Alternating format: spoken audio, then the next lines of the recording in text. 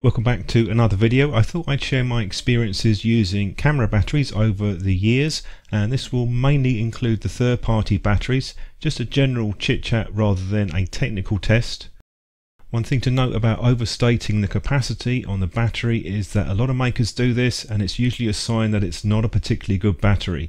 In some cases it can be a little bit off, and in other cases can be quite a significant difference between the original battery and the third-party one.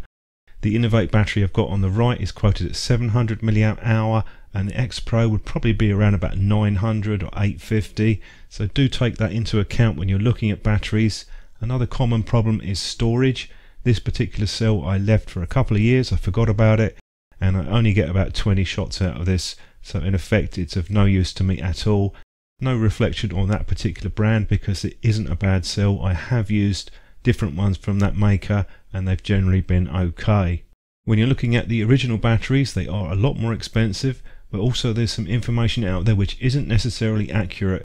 Canon are saying that the battery test in camera is a good indication of its condition. In reality, all it's doing is counting the number of charge cycles, and that doesn't necessarily mean that the battery isn't going to be of any use anymore.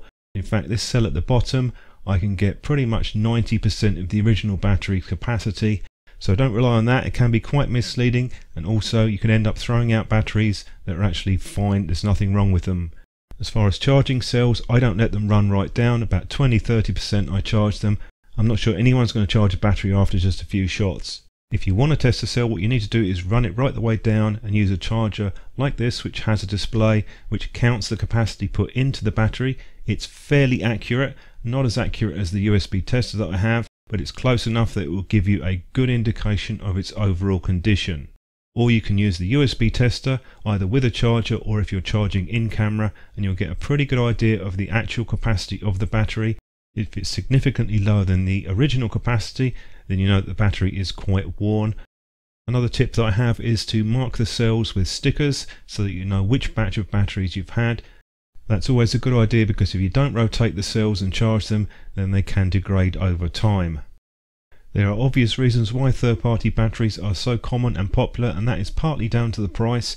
If you look at the original cells, they are expensive, and I would go as far as to say they're more expensive than they should be, and they're not a fair price for what you get. The reason I'm saying that is because the batteries that are included in these, even if you're using the top tier makers, the best manufacturers of the lithium batteries, they're not really that expensive to buy in. Particularly if you're a battery manufacturer, you can buy a lot of those in for very little cost. They're high grade cells, so the actual manufacture cost of these batteries is much lower than the retail price. Here's a list that I put together with hints and tips on batteries. Do make sure that you don't leave batteries uncharged for a long period of time. That would be the main one.